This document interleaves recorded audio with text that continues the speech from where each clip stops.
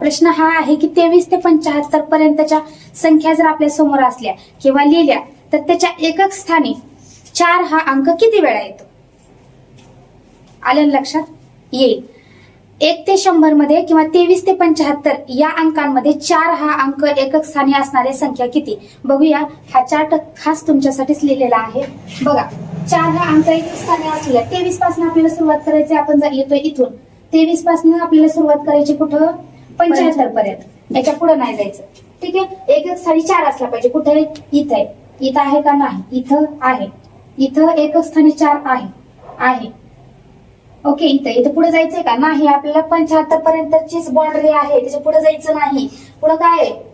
पाकिस्तान नाही. आपल्या संख्येत. ठीक आहे.